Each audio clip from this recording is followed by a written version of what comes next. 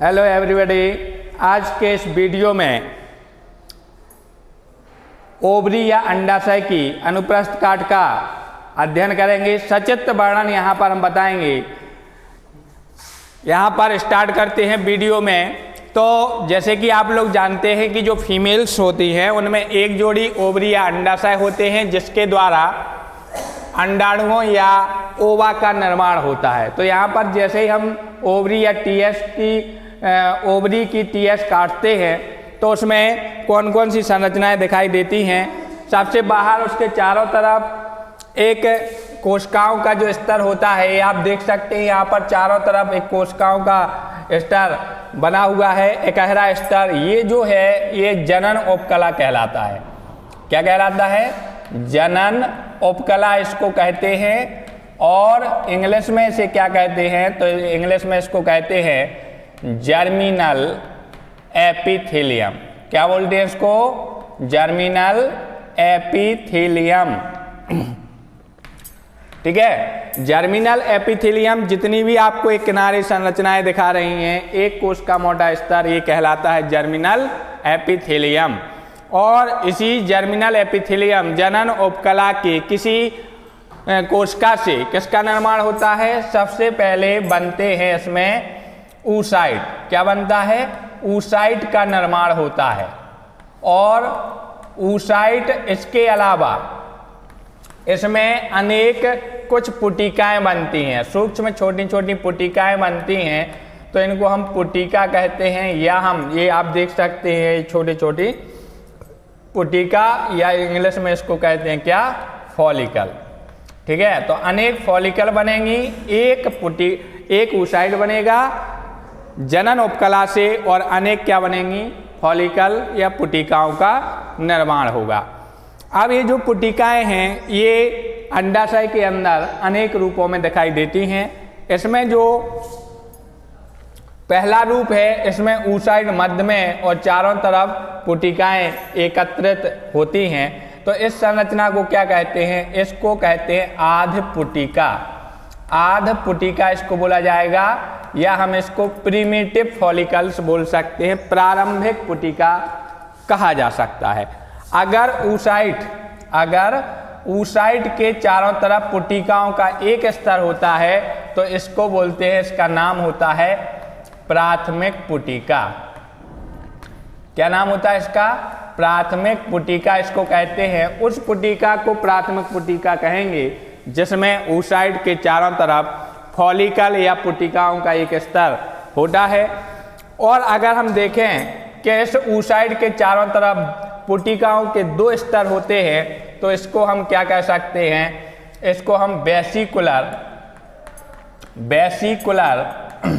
Follicle कहते हैं। इसको क्या कहते हैं?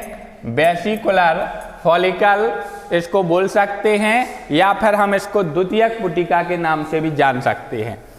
और इसके अलावा ये आगे जाकर के एक बड़ी सी संरचना बनाएगी। इस पूरी की पूरी बड़ी संरचना को क्या कहते हैं? तो इसका नाम होता है ये डिंब पुटिका। इसको क्या बोलते हैं? डिंब पुटिका इसको कहते हैं। जो बड़ी संरचना दिखाई दे रही है इसको क्या कहेंगे? इस गोल संरचना को डिंब पुटिका, या हम इसको बोलेंगे ग्रेफियन फॉलिकल। ग्रेफियन फॉलिकल इसको कहा जाता है, या डिंब पुटिका इसको कहते हैं।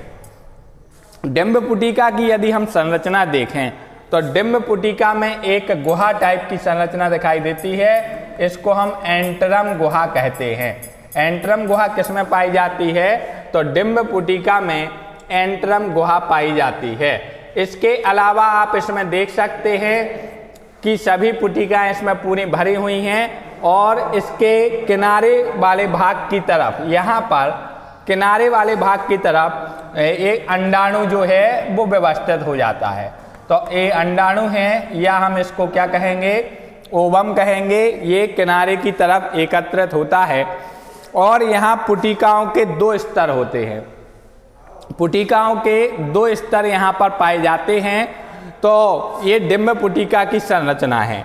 आगे जाकर के हम देखें कि आगे जाकर के जो डिंब पुटिका है इस जर्मिनल एपिथेलियम स्तर के किनारे की तरफ आएगी, वहाँ पर फट जाएगी। फटने से जो इसका जो अंडाणु है ये बाहर निकल जाएगा। यहाँ आप देख सकते हैं कि जो अंडाणु है, अंडाणु या हम जिसको क्या कह रहे हैं, ओवम कह रहे हैं, अंडाणु या ओवम बाहर निकल जाता है। और इस संरचना को क्या कहते हैं, तो अंडाणु का अंडाशय से बाहर निकलना, ये जो भित्ति है जनन उपकला है, फट जाती है, अंडाणु बाहर निकल जाते हैं। इस क्रिया को क्या कहते हैं, तो इस क्रिया को अंडोत्सर्ग कहते हैं। क्या कहते हैं, अंडोत्सर्ग, या इसको हम कहते हैं ओव्यूलेशन। तो ओव्यूलेशन प्रोसेस क्या है, किसे कहते हैं ओव्यूलेशन?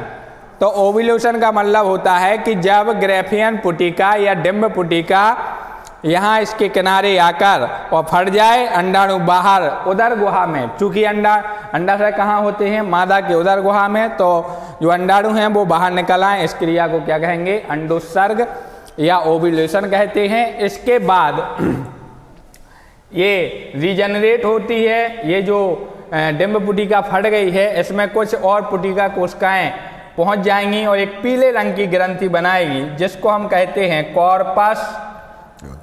कॉर्पस ल्यूटियम कहते हैं।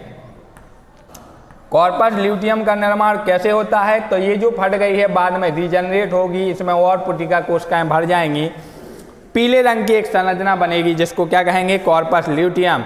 और यह एक प्रकार की पीले रंग की ग्रंथि है और इस ग्रंथि से हार्मोन्स का स्राव होता है।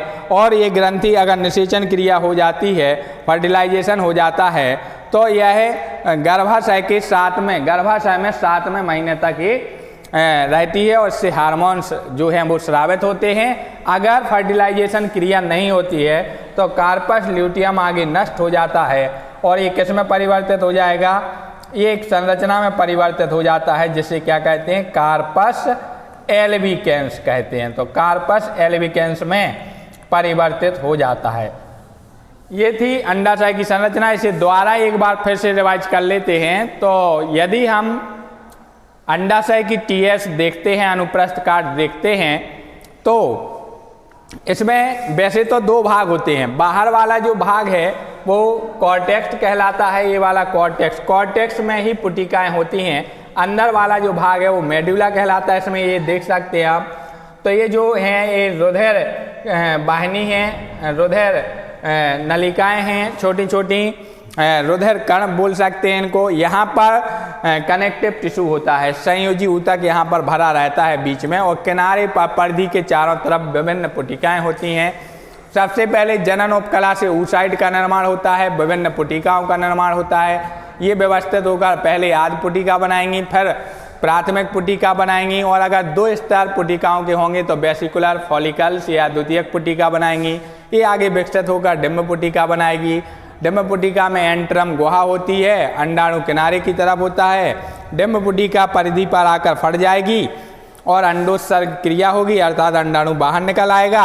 और अगर अंडाणु में निषेचन होता है अंडवाहिनी में, तब कार्पस ल्यूटियम संरचना बनी रहती है, नहीं तो कार्पस ल्यूटियम नष्ट हो जाता है और ये किस में परिवर्तित हो जाता है, कार्पस एल्बिकेंस में कन्वर्ट हो जाता है। तो ये था हमारा आज का वीडियो। आज के वीडियो में बस इतना ही, और आगे से आगे का जो टॉपिक है वो हम अगले वीडियो में लेकर आएंगे। तब तक हमारे चैनल के साथ बने रहिए। धन्यवाद।